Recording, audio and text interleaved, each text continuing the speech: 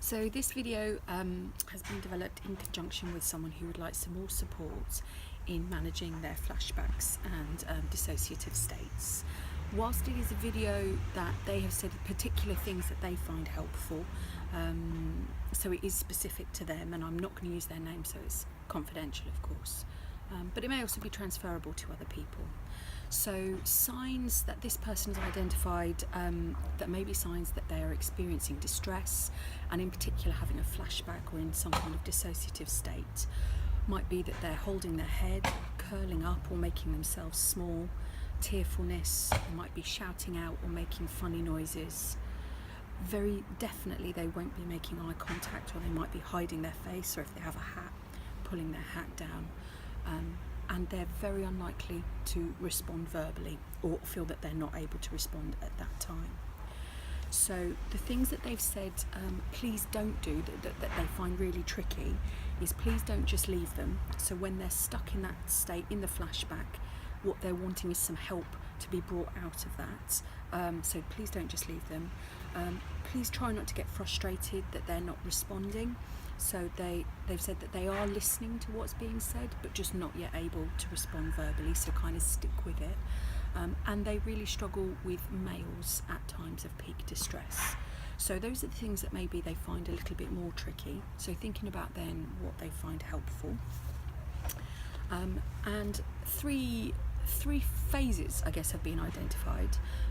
Firstly, what helps is to help bring them back into the room.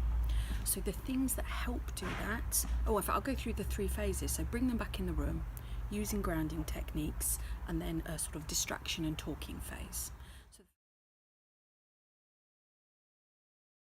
So the first phase, bringing them back in the room.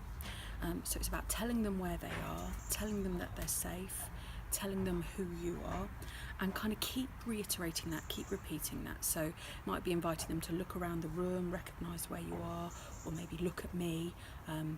They've said they may not be able to do that straight away, but when they start to be able to do that, that's a sign that maybe some of the distress and some of the flashback is lessening. And potentially, depending on the relationship with the person, how well you know them, they've said that sometimes it's helpful when a hand is placed, maybe just on the shoulder, on the hand, or on the arm, sometimes on the back. But I would just gauge that depending on the relationship you feel you have with the person and whether that would feel comfortable. It just helps ground them and bring them back.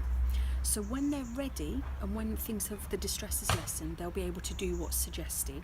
So if they're not yet able to do that, just keep going with those phases. Now that might feel really quite repetitive for you, but the person has got an awful lot going on. So for them, it's not going to feel so repetitive, but it's just going to help bring them back into the room.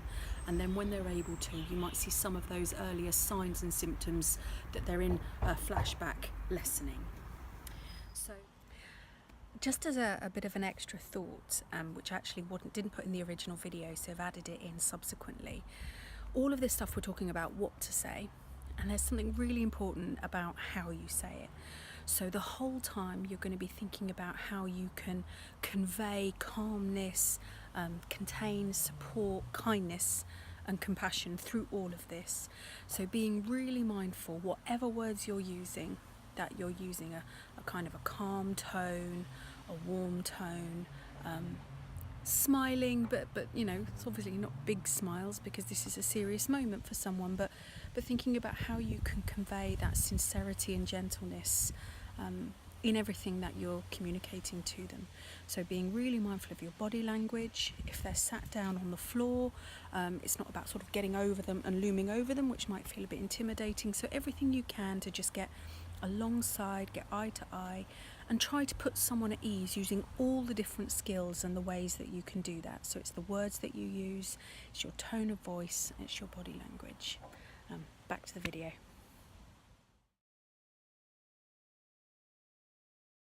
So they've said then after that, they're going to be able to use some of the grounding techniques. Not likely to be able to use the grounding techniques until that first little bit of bringing them into the room has been done.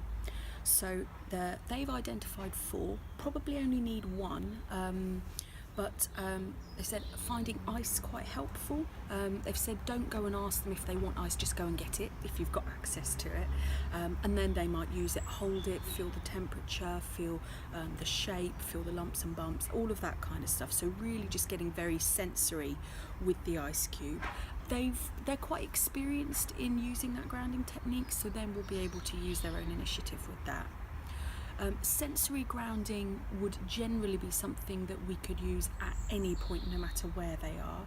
So that's bringing them into contact with the present moment based on their senses. So what can they see, touch, hear, smell, there's taste, but that's maybe not quite so likely. But no matter where they are, what can they touch? What temperature is it? Can they feel the ground under their feet? What temperature is the ground?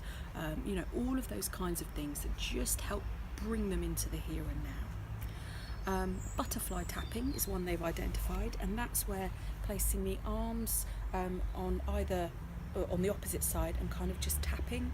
So it might be fast, it might be slow, they might do this with the fingers, and I guess we don't need to be too directive on that, but just allowing them and maybe guiding them, saying when you can, maybe allow that to slow down as things start to settle, so they can just sort of be supported and encouraged with that one. And also placing hands on the lap and tapping their hands, or just feeling the leg, or tapping their feet. So things that are, again, quite embodied, quite sensory, and just help bring them back into the present moment. Think about what changes you notice, and that's your, I guess, indicator that the person's starting to be able to be calmer and feel more able to engage. So they may slow down, their breathing rate may change, they may be able to make more eye contact, they may be able to communicate with you more verbally. When that feels like that's done what it's need to do, it's brought them out of the flashback or the dissociative state into the present moment, and they now feel more present with you. Thinking about then the third phase, which we'd agree to call maybe distraction and talking. So they do have a distraction box. If not, other people may find other things that they can just play with to help, I guess, kind of distract them and sort of keep them grounded in the present moment.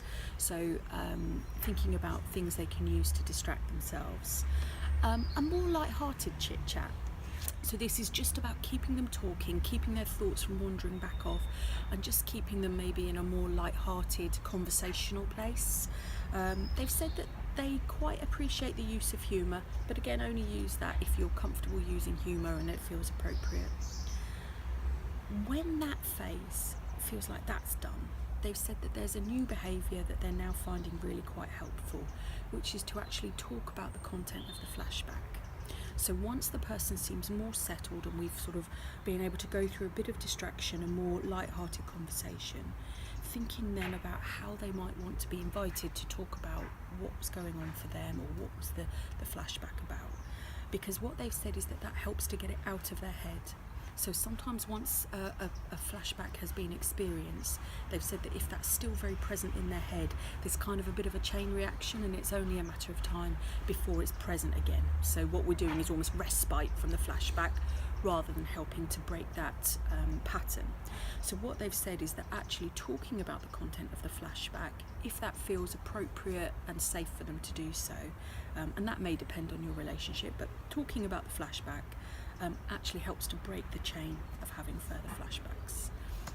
Anyway, I hope that proves helpful. Please let me know how you get on with it. And just to reiterate, the 3 stages are about bringing the person back into the room.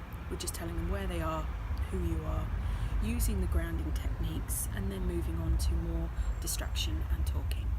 Okay, thank you.